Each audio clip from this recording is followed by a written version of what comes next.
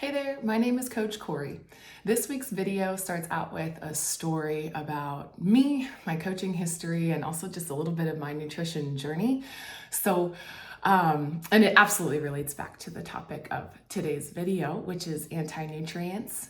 So when I first started learning about this stuff, it actually kind of almost seemed too good to be true because I am a coach, a nutrition coach that doesn't like her vegetables.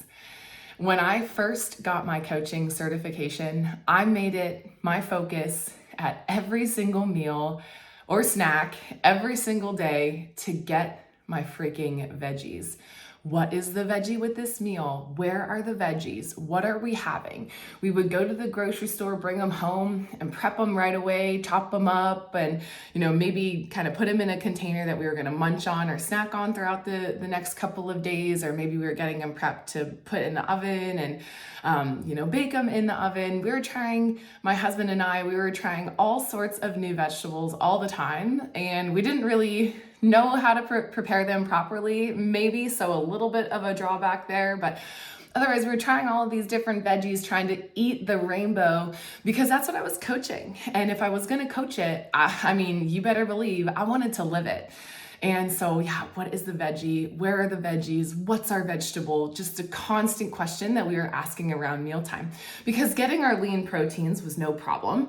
Finding carbohydrates, I would always tell my clients, don't worry about your carbohydrates. They always happen. Carbs always happen. So don't worry about them. And then, we would be limiting our healthy fats. And that's how I coached. That's how I was taught to coach, was your lean protein sources, chicken, turkey, fish is okay, but kind of leaning away from high red meat intake, very low on the fat, because we all know that's where the calories are, and calories matter. So I was coaching a completely different way than I am now, and so the focus was totally different than what it is now.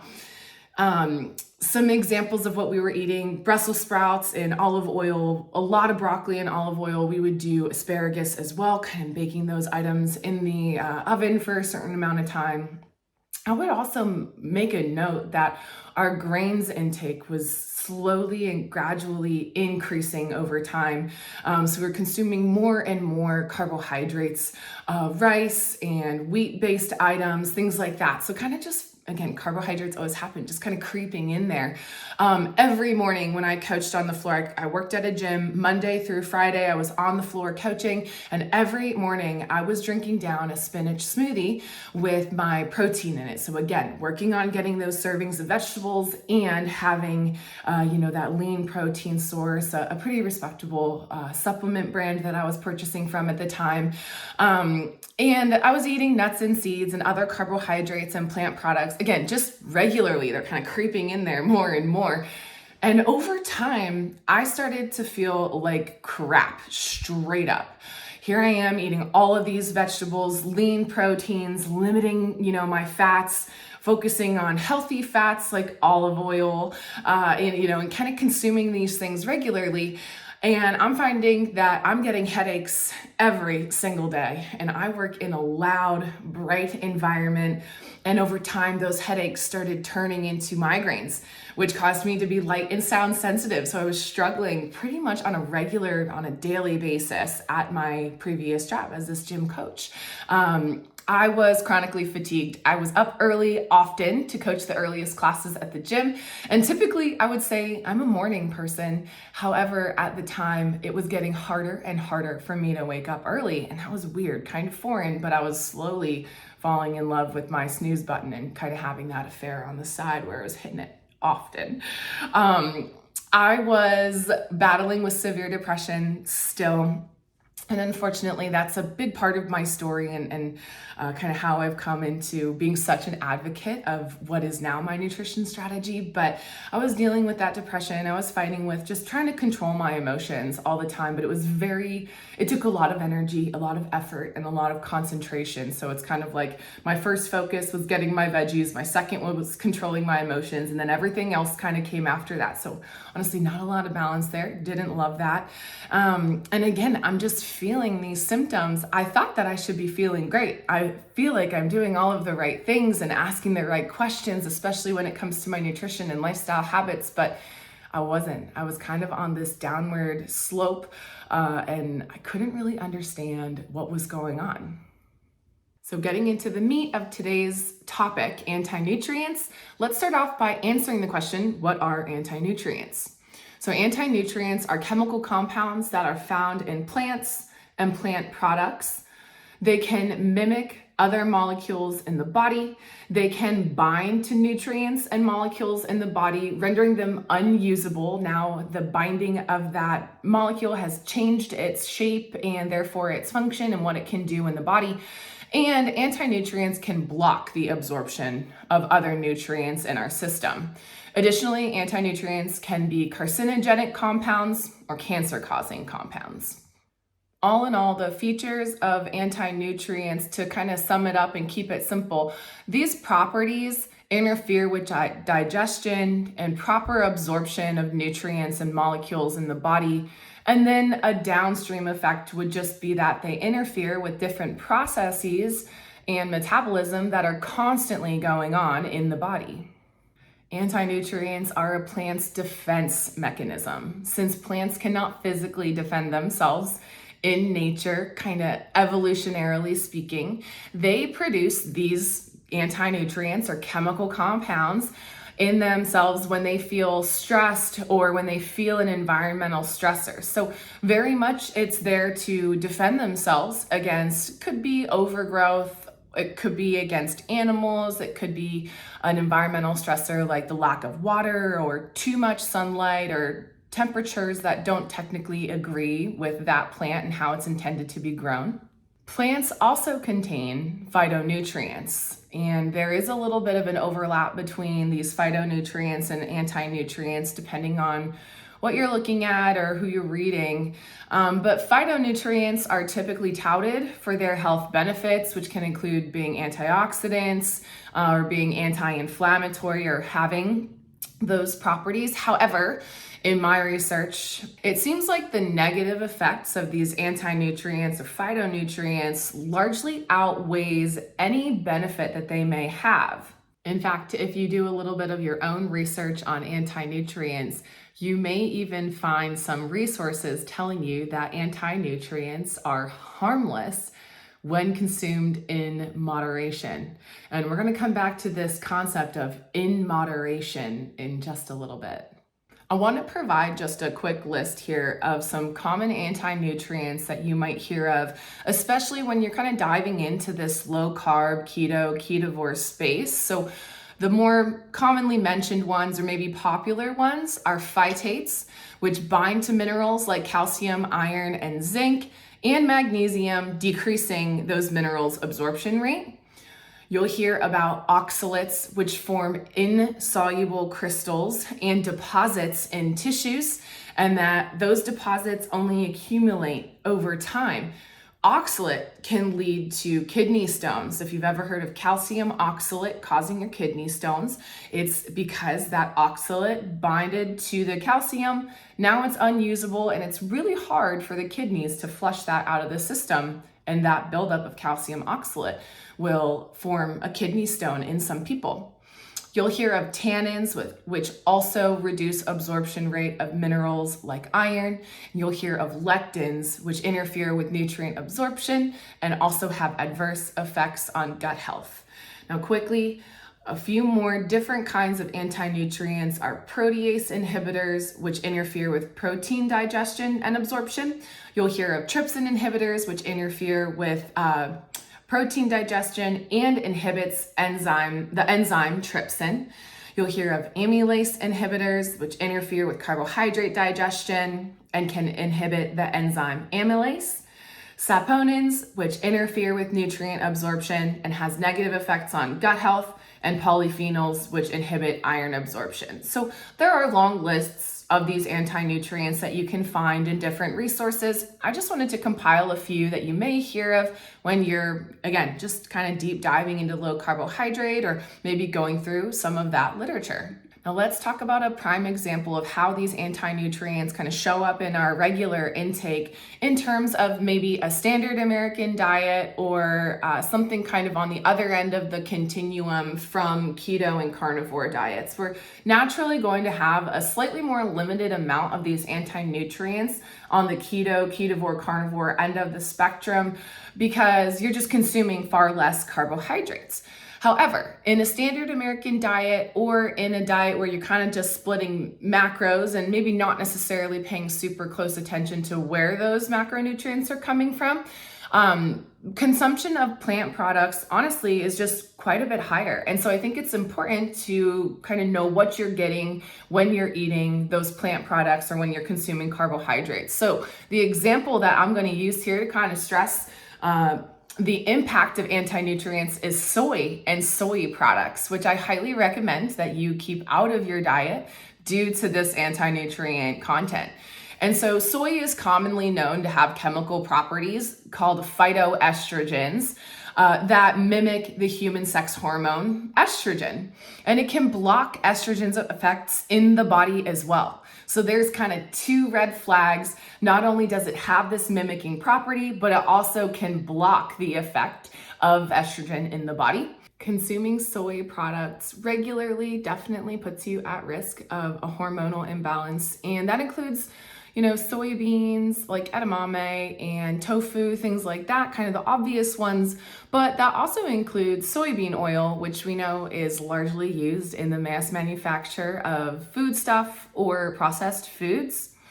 And then lastly, soy contains phytates and trypsin inhibitors, which are going to interfere with the digestion of carbohydrates or proteins.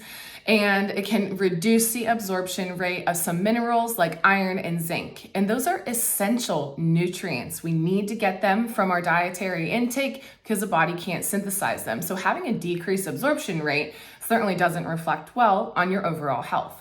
Okay, now you have a baseline understanding of what anti-nutrients are. Let's talk about what to do next, like how should we be eating? And let's also talk about the worst offenders. What are the foods that you should most definitely, at minimum, reduce, if not completely cut out or remove from your regular intake? So first of all, you absolutely already know, if you've been following along on my channel, that I'm going to recommend dramatically reducing your carbohydrate intake in general and starting to replace that with fatty cuts of red meat.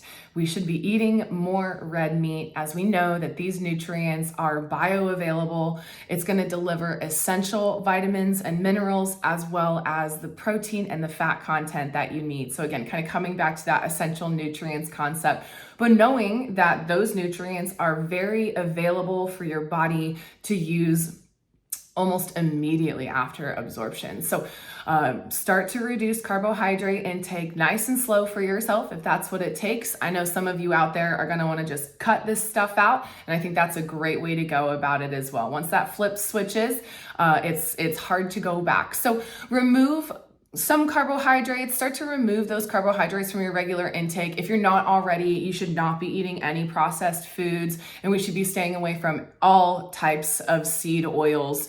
And seed oils that you'll want to kind of pay attention to, get ready for this list: soybean, of course, corn, peanut, palm kernel, canola, safflower, sunflower, cottonseed, grapeseed, and rice bran. These are all oils that we should not be consuming. So be reading your nutrition labels, be paying attention for those kinds of ingredients. We should work to remove all trans fats as well. I feel like this isn't anything that you guys don't know. So kind of speeding through that, making sure that you know that any fully or partially hydrogenated oil is not okay for any kind of human consumption in any quantity. So reading labels again, just removing those. And then what I would say for oils wise is, this is a little bit of a sidebar, but I highly recommend that you consume the olive oil, coconut, and avocado oils very sparingly. I think that there are some articles and maybe some research being done out there around the fact that that might not be all olive oil that you're eating anyway. And so these things can get kind of tainted and mixed together, and now you're maybe having something that's like half palm oil, half olive oil. So removing those kinds of foods from your intake will just help you stay away from all of those things, and it absolutely matters. Even in small quantities, we just want to stay away from those things.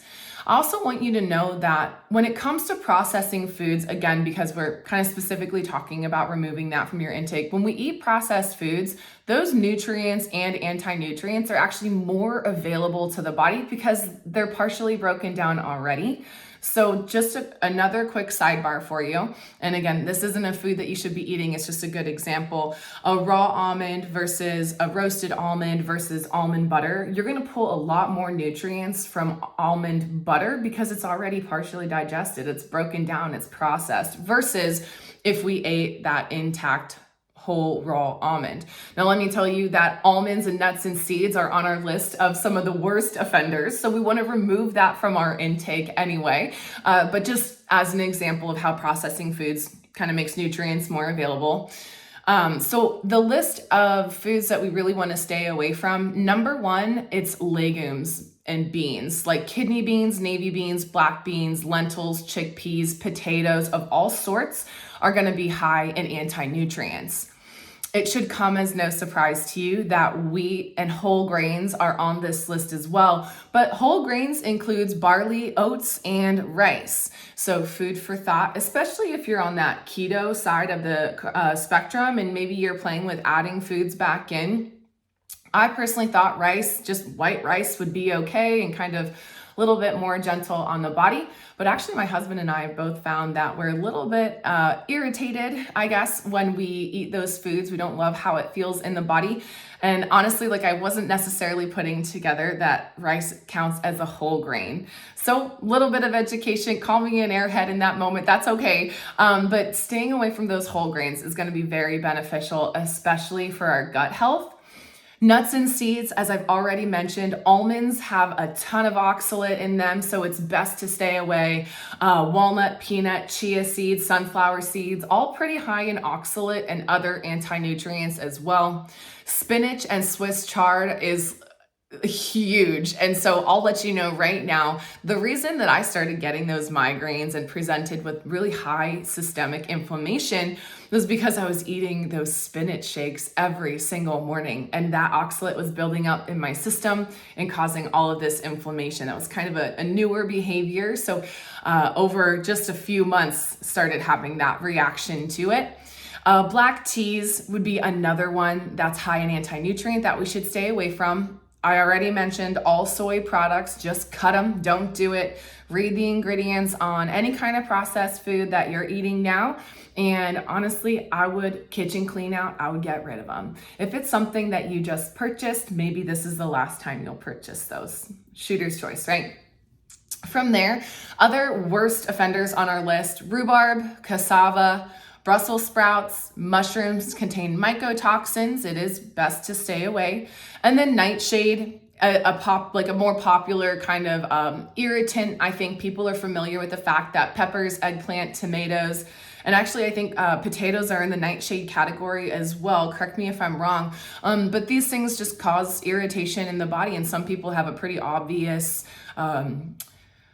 not allergy, but just irritation or irritation towards nightshade. And then kiwi fruit, raspberries are on the list. It's not like I don't like a lot of these foods. Raspberries are my favorite fruit, but it just so happens that seeds have a really high content of anti-nutrients because that's technically that plant's baby. And so it wants to protect the baby, especially. It wants to protect how it's going to spread those seeds. So kiwi, we know it has a lot of seeds in it, and raspberries are in that same category. So foods that we want to try to at least lower regular intake, if not completely remove from your regular intake. So I mentioned earlier that some resources will let you know that anti-nutrients are not a problem as long as we're consuming these plant products in moderation. I think that's really interesting, and all I really want to do in this video here today is challenge that theory with a couple of questions. My first question is, how do you consume these in moderation when government guidelines, legacy media, major universities, and paid for propaganda are recommending that you eat a fully plant-based diet. And they're constantly pushing the vegan and vegetarian diets as ideal for everybody. Keep it low fat and get your plant-based carbohydrates, which all carbs are plants. My second question, how do you consume these in moderation when the body is mostly not healthy, not functioning properly, and literally can't send your brain the appropriate signals of hunger and satiety? We know that especially processed foods kind of hack the system and make it really hard to tell when you've had enough or when you're actually hungry. So moderation that advice seems a little bit useless to me. So next, to kind of finish my story, or at least let you know how it's going, what I'll say is that plant-free is absolutely the way to be. So now I know, and I said this a little bit earlier, that I was experiencing oxalate overload. Again, I'm just pouring spinach shakes down my throat. I'm eating all of these vegetables that are on the list of what to consume less of, eating nuts and seeds every day, and just honestly trying to feel satiated. At a certain point, it was like, man, I just need calories. I'm moving my body, all day, every day on the gym, plus getting my workouts in, plus, getting work done around the house, plus I'm taking care of my dog, things like that. So I'm like, I just need calories. And it just turns out that the places that I was turning to get calories, these food items, were totally not working for me. So again, once I found out I didn't have to eat any vegetables, I was done with them. And I think I've only had like 3 or 4 servings of vegetables in the past year in terms of non-fermented veggies. I love my fermented veggies, but anyway, I've been keto or carnivore for a little bit over a year. Again, as you may know, if you've been following along with my channel. And now that I'm plant-free, I literally don't experience any of those symptoms anymore. No more headaches, no more migraines,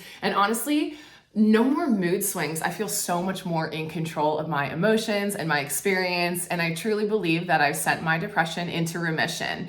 I also know that it's right there. If I don't treat my body well, if I don't eat the way that I truly want to eat, it's right there. And I do notice mood swings and things like that when I cheat or treat myself to something that's off plan. I have very consistent energy, hopefully, as you can see in these videos that I bring to you. And I love doing this stuff. I love getting up every morning, no snooze button. I really don't even need an alarm anymore. My body gets me up and gets me ready to go. And we can start our day, my husband and I, and just get things going right away, whether it's a workout, a client meeting, or whatever else I need to do around the house. I just have the energy for it. I'm always ready to go.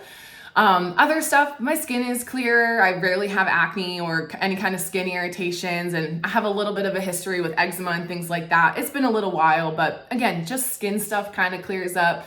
Brain fog is mostly non-existent anymore as well. And I'll always say this, these results are not unique to me. This happens when we clean up our diets, when we eat what is appropriate for us in appropriate quantities. And I think that's a really big part of this message, is that dosage matters. I've got friends and family who are doing keto, who are getting similar results and other results for themselves. And so it just very much leads me to believe that this is the most appropriate nutrition strategy, keto, carnivore, but there's always all kinds of different ways that we can approach it. As I've previously mentioned, my diet revolves around fatty cuts of red meat, salt, and grass-fed butter.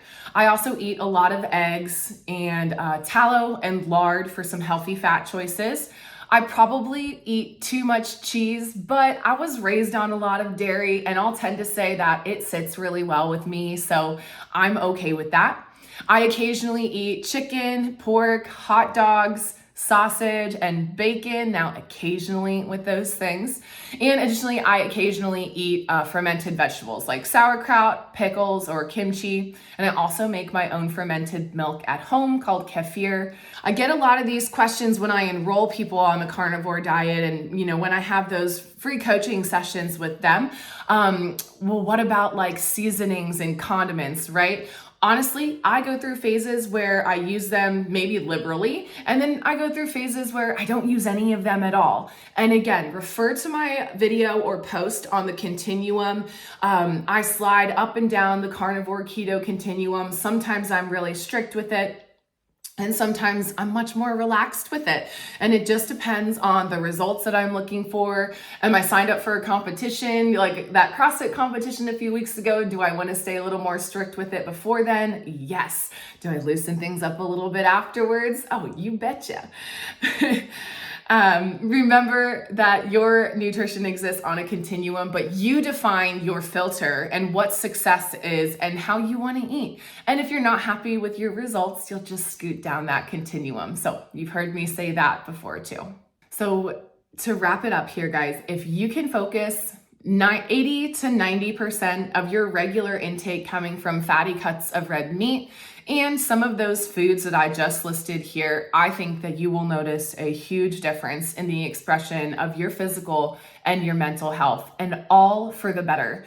Now, there's a lot of stuff that happens in between healing processes and feeling better, but you kind of just have to give your body the time to work through those things.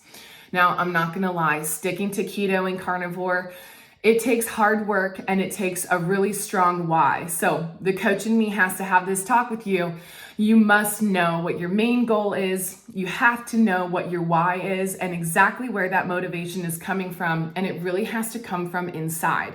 There's not a lot of external motivation that's truly gonna get it done for you when you're kind of in those dark hours debating a pint of ice cream or whatever it may be. So to share with you, my big goal is to grow a healthy, strong family, and I know that that starts with me. So when I make really good decisions and I can lead by example, I know that there's going to be a trickle-down effect of those behaviors. And then lastly, just always remember that any changes that you do decide to make to your nutrition strategy should be done with the support of maybe your medical care team or a coach. My blogs and videos are never intended to be taken as formal coaching. Y'all, thank you so much for tuning in today. Let me know what questions you have. Let me know what else you want to learn about, and I would love to bring those things to you. Have a great rest of your day, and I'll see you next time.